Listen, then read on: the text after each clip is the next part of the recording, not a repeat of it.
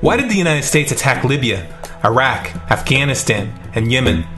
Why are U.S. operatives helping to destabilize Syria? And why is the United States government so intent on taking down Iran, in spite of the fact that Iran has not attacked any country since 1798? And what's next? What are we headed for? When you look at the current trajectory that we're on, it doesn't make any sense at all if you evaluate it based on what we're taught in school. And it doesn't make any sense if you base your worldview on the propaganda that the mainstream media tries to pass off as news. But it makes perfect sense once you know the real motives of the powers that be. In order to understand those motives, we first have to take a look at history.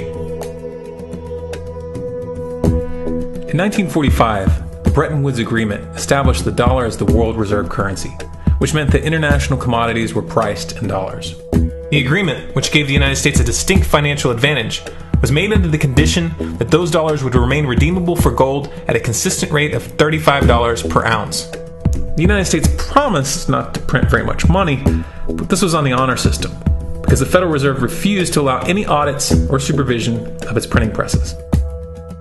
In the years leading up to 1970, expenditures in the Vietnam War made it clear to many countries that the U.S. was printing far more money than it had in gold.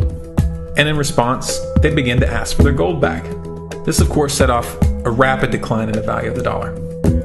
The situation climaxed in 1971 when France attempted to withdraw its gold and Nixon refused. On August 15th, he made the following announcement. I have directed the Secretary of the Treasury to take the action necessary to defend the dollar against the speculators. I have directed Secretary Connally to suspend temporarily the convertibility of the dollar into gold or other reserve assets, except in amounts and conditions determined to be in the interest of monetary stability and in the best interest of the United States. This was obviously not a temporary suspension, as he claimed, but rather a permanent default. And for the rest of the world who had entrusted the United States with their gold, it was outright theft. In 1973, President Nixon asked King Faisal of Saudi Arabia to accept only US dollars as payment for oil and to invest any excess profits in US Treasury bonds, notes, and bills. In return, Nixon offered military protection for Saudi oil fields. The same offer was extended to each of the world's key oil-producing countries, and by 1975, every member of OPEC had agreed to only sell their oil in US dollars. The act of moving the dollar off of gold and tying it to foreign oil instantly forced every oil-importing country in the world to start maintaining a constant supply of Federal Reserve paper. And in order to get that paper, they would have to send real physical goods to America. This was the birth of the petrodollar. Paper went out, everything America needed came in, and the United States got very, very rich as a result. It was the largest financial con in recorded history.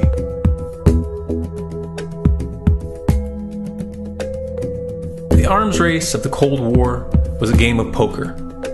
Military expenditures were the chips, and the US had an endless supply of chips. With the petrodollar under its belt, it was able to raise the stakes higher and higher, outspending every other country on the planet, until eventually US military expenditures surpassed that of all other nations in the world combined. The Soviet Union never had a chance. The collapse of the communist bloc in 1991 removed the last counterbalance to American military might. The United States was now an undisputed superpower with no rival. Many hoped that this would mark the beginning of a new era of peace and stability. Unfortunately, there were those in high places who had other ideas. Within that same year, the US invaded Iraq in the first Gulf War.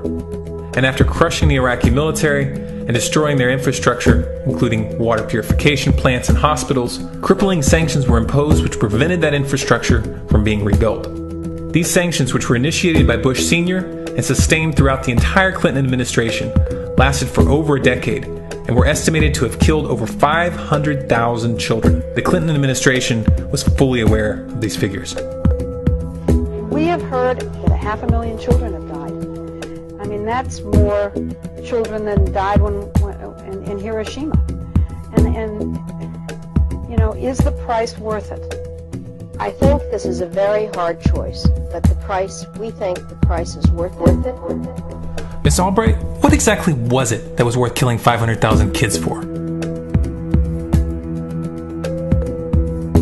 In November of 2000, Iraq began selling its oil exclusively in euros.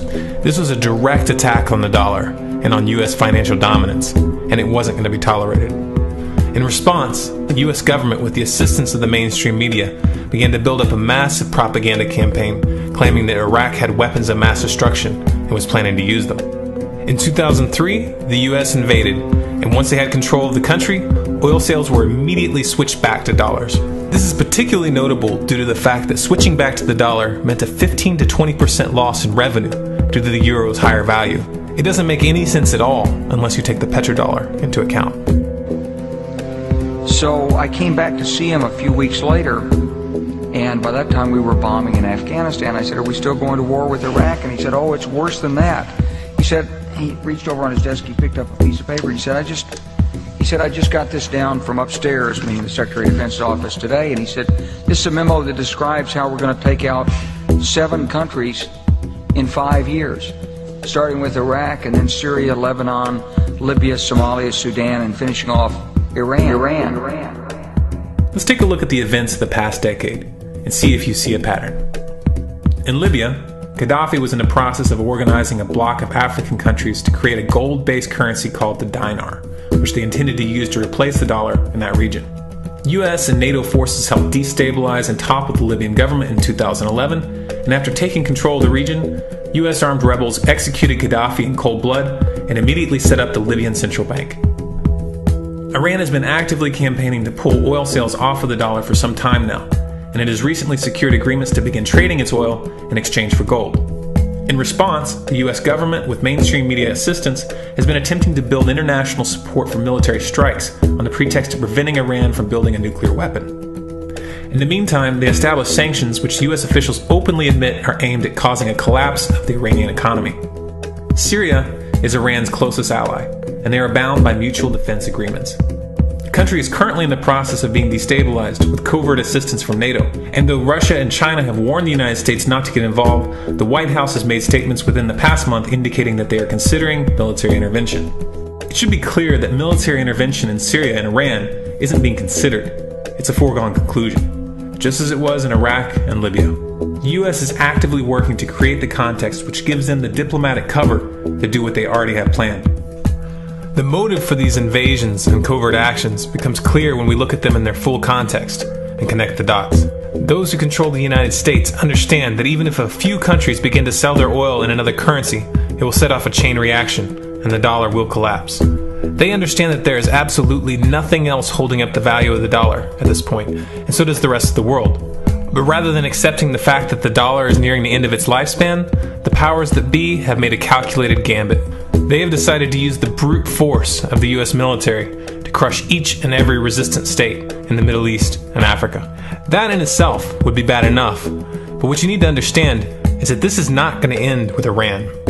China and Russia have stated publicly and on no uncertain terms that they will not tolerate an attack on Iran or Syria. Iran is one of their key allies, one of the last independent oil producers in the region, and they understand that if Iran falls, then they will have no way to escape the dollar without going to war. And yet the United States is pushing forward in spite of the warnings. What we are witnessing here is a trajectory that leads straight to the unthinkable. It's a trajectory that was mapped out years ago in full awareness of the human consequences. But who was it that put us on this course? What kind of psychopath is willing to intentionally set off a global conflict that will lead to millions of deaths just to protect the value of a paper currency? It obviously isn't the president. The decision to invade Libya, Syria, and Iran was made long before Obama had risen to the national spotlight. And yet, he's carrying out his duty just like the puppets that preceded him. So who is it that pulls the strings? Often the best answer to questions like this are found by asking another question. Qui bono? Who benefits? Obviously, those who have the power to print the dollar out of thin air have the most to lose if the dollar were to fall. And since 1913, that power has been held by the Federal Reserve. The Federal Reserve is a private entity owned by a conglomerate of the most powerful banks in the world. And the men who control those banks are the ones who pull the strings. To them, this is just a game. Your life and the lives of those you love are just pawns on their chessboard. And like a spoiled 4-year-old who tips the board onto the floor when they start to lose, the powers that be are willing to start World War III to keep control of the global financial system. Remember that when these wars extend and accelerate. Remember that when your son or your neighbor's son comes back home in a flag-draped coffin. Remember that when they point the finger at the new boogeyman, because the madmen who are running this show will take this as far as you allow them to. So how much time do we have left? It's a question I hear constantly, but it's the wrong question. Asking how much time we have left is a passive posture. It's the attitude of a prisoner who's waiting to be taken out to a ditch and shot in the back of the head. What are our chances? Can we change course? Also the wrong question. The odds don't matter anymore. If you understand what we're facing, then you have a moral responsibility to do everything in your power to alter the course that we're on, regardless of the odds. It's only when you stop basing your involvement on the chances of success that success actually becomes possible. To strip the ill-begotten power from the financial elites and to bring these criminal cartels to justice will require nothing less than a revolution. The government is not going to save us. The government is completely infiltrated and corrupt to the core. Looking to them for a solution at this point is utterly naive. There are 3 stages of revolution, and they are sequential. Stage 1 is already underway. Stage 1 is the ideological resistance. In this stage, we have to actively work to wake up as many people as possible about what is happening and the direction we're headed. All revolutions originate from a shift in the mindset of the population, and no other meaningful resistance is possible without it. Success in this stage of the game can be measured by the contagion of ideas. When an idea reaches critical mass, it begins to spread on its own and seeps into all levels of society. In order to achieve that contagion, we need more people in this fight. We need more people speaking out, making videos, writing articles, getting this information onto the national and international stage. And we especially need to reach the police and the military. Stage 2 is civil disobedience, also known as nonviolent resistance. In this stage, you put your money where your mouth is, or more accurately, you withhold your money and your obedience from the government, and you do everything in your power to bring the gears of the state to a halt. Practiced in mass, this method alone is often enough to bring a regime to its knees. However, if you fail at this stage, Stage 3 is inevitable. Stage 3 is direct physical resistance. Direct physical resistance is the last resort, and it should be avoided and delayed as long as possible. And it should only be invoked after all other options have been thoroughly exhausted. There are those who talk tough and claim that they will resist when the time comes. But what those people fail to realize is that if you are inactive during the first 2 stages and save your efforts for the last resistance, then you will fail. When the Nazis were moving door to door, dragging people out of their homes in Germany, that was the time to fight back physically. But due to the lack of ideological resistance and civil disobedience leading up to that moment, even an armed uprising would have likely failed at that point. An armed uprising can only succeed if the people have established an attitude of active resistance. And active resistance is only possible after their minds have broken free from the mainstream propaganda. If you want to fight back, it's now or never. You're not going to get another chance, and the stakes are far higher than they were in Nazi Germany.